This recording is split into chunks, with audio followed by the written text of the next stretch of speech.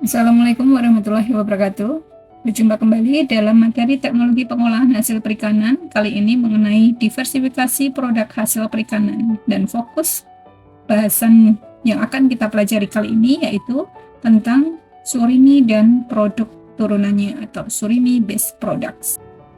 Kita seringkali mendengar istilah diversifikasi produk. Nah, apakah itu diversifikasi produk? Yaitu penganeka-ragaman jenis produk olahan hasil perikanan dari bahan baku yang belum ataupun yang sudah dimanfaatkan dengan tetap memperhatikan faktor-faktor mutu dan gizinya tentunya sebagai usaha penting bagi peningkatan konsumsi produk perikanan baik secara kualitas maupun kuantitas dan peningkatan nilai jual suatu produk. Tujuan diversifikasi dalam cakupan hasil perikanan ini diantaranya yaitu untuk meningkatkan nilai jual ikan, kemudian mengoptimalkan pemanfaatan hasil perikanan, meminimalkan limbah hasil perikanan, kemudian meningkatkan konsumsi ikan karena banyak sekali yang tidak suka makan ikan secara utuh, secara tradisional, kemudian juga untuk memperbaiki atau meningkatkan kandungan gizi tertentu. Dengan adanya diversifikasi bisa ditambahkan unsur-unsur bahan yang mengandung nutrisi lain, kemudian juga bisa meningkatkan pendapatan atau profit usaha jika digunakan sebagai peluang usaha. Dan tentunya hal ini bisa untuk mengatasi kejenuhan konsumen. Bicara diversifikasi produk, sering kali dikaitkan dengan istilah value added atau nilai tambah. Apakah itu yang dimaksud dengan value added atau nilai tambah? Yaitu semua bentuk proses baik manual maupun mechanical yang berubah menjadi bentuk baru, baik dari segi penampakan, tekstur, rasa, ataupun flavor. Kemudian, apa yang dimaksud dengan produk dikatakan bernilai tambah? Yaitu suatu komplementari dari suatu teknik, diversifikasi, dan peralatan yang diberikan pada produk sehingga produk mempunyai peningkatan ekonomi dan jaminan mutu atau quality assurance yang meliputi ketahanan pangan dan keamanan pangan serta pemanfaatan pangan.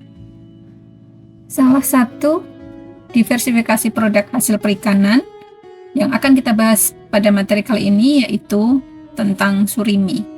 Nah, ini berbeda dengan sarimi ya, jauh berbeda. Apakah itu surimi? Atau yang sering diistilahkan dengan minced fish.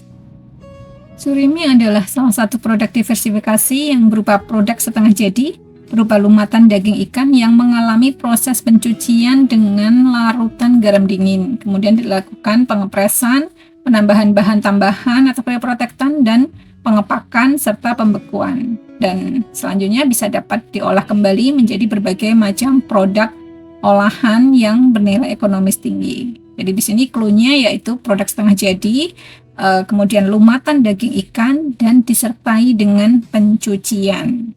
Kemudian apa perbedaan surimi dan daging lumat? Surimi dibuat dari daging ikan yang digiling, kemudian dilakukan pencucian berulang, sedangkan daging lumat biasa hanya digiling saja tanpa ada pencucian. Kemudian surimi menggunakan bahan tambahan berupa cryoprotectant, yaitu bahan yang dapat mencegah denaturasi protein atau antidenaturan selama penyimpanan suhu dingin, jadi agar tidak mengalami kerusakan, serta cryoprotectant itu bisa untuk memperbaiki tekstur, meningkatkan kekuatan gel sehingga lebih kenyal. Kemudian untuk yang daging lumat saja itu tidak menggunakan cryoprotectant. Kemudian untuk sifat dagingnya, untuk surimi terjadi perubahan menjadi lebih elastis dan kenyal, sedangkan daging lumat saja tidak ada perubahan, jadi masih sama seperti sebelum digiling, hanya berubah ukuran saja. Selain itu juga daya simpan surimi lebih lama dibanding daging lumat biasa. Selanjutnya kita masuk pada tahapan pembuatan surimi. Diawali dengan pengambilan daging ikan dengan cara difilet terlebih dahulu, kemudian dibuang kulitnya atau skins, kemudian diambil dagingnya bisa dengan menggunakan sendok. Selanjutnya dilakukan penggilingan atau pelumatan ikan, bisa dengan menggunakan penggiling daging. Tahap selanjutnya yaitu pencucian dengan air dingin pada suhu 5-10 derajat Celcius dengan rasio daging ikan dan air 1:4. Pencucian dilakukan selama 15 menit disertai dengan pengadukan. Selanjutnya, setelah dilakukan pencucian, kemudian dilakukan pembilasan atau leaching dengan mengganti air hingga 2-4 kali dengan proses yang sama seperti tahap sebelumnya tadi, yaitu dengan pengadukan setiap kali pencucian. Dan pada pembilasan terakhir dilakukan dengan larutan air garam 0,2-0,3%. Selanjutnya tahap pengepresan. Tahap ini bertujuan untuk menghilangkan sisa air setelah dilakukan pembilasan terakhir. Pengepresan dapat dilakukan dengan alat hidrolik atau secara manual dengan membungkus daging menggunakan kain saring, kemudian diperas dengan kuat.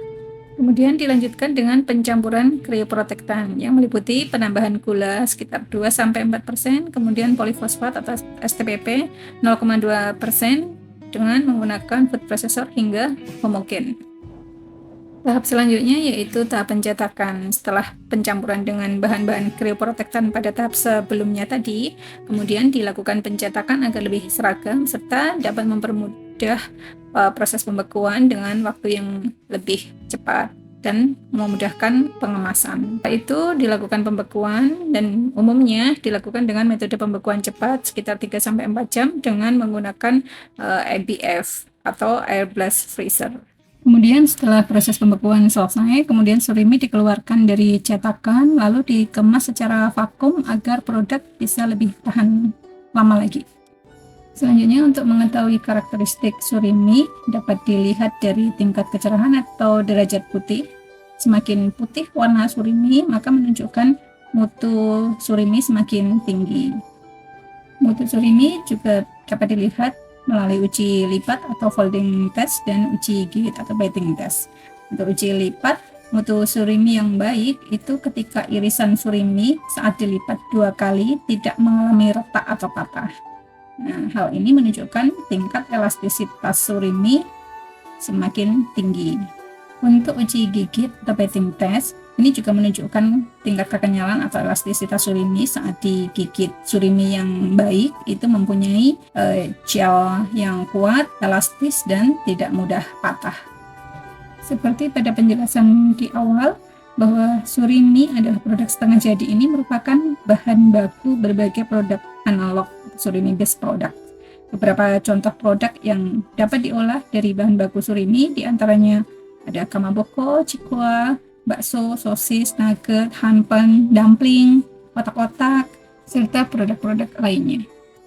Sebagai contoh produk olahan yang dibuat dari surimi yang sudah tidak asing lagi adalah bakso ikan. Bahan yang digunakan bisa mengikuti seperti yang saya contohkan di tayang ini. Dengan langkah pertama pembuatan bakso yaitu dengan menyiapkan surimi setengah beku, kemudian dipotong-potong dan dilumat dengan menggunakan food processor hingga halus. Pada pelumatan ini bisa ditambahkan garam dan air es hingga homogen, kemudian dicampurkan tepung dan bumbu-bumbu lainnya hingga kalis dan mudah dibentuk. Lalu adonan bakso yang telah jadi kemudian dicetak bisa menggunakan alat pencetak bakso ataupun dengan menggunakan tangan. Kemudian dimasukkan pada air hangat sekitar suhu 40 derajat Celcius. Kemudian dilanjutkan dengan perebusan hingga matang yang ditandai dengan mengapungnya bakso, lalu ditiriskan dan bisa langsung disajikan atau dikemas untuk disimpan jika sudah dingin. Kemudian untuk standar mutu bakso pada dasarnya adalah tingkat penerimaan konsumen terhadap tekstur. Itu yang utama, apakah bakso tersebut keras, kenyal, ataupun lembek. Selain itu juga bentuk, rasa, warna, serta aroma pun juga tidak kalah pentingnya untuk menilai mutu suatu bakso. Demikian untuk materi kali ini tentang diversifikasi produk khususnya surimi dan produk turunannya. Untuk lebih jelasnya materi ini silakan bisa menuju ke link akun tertera.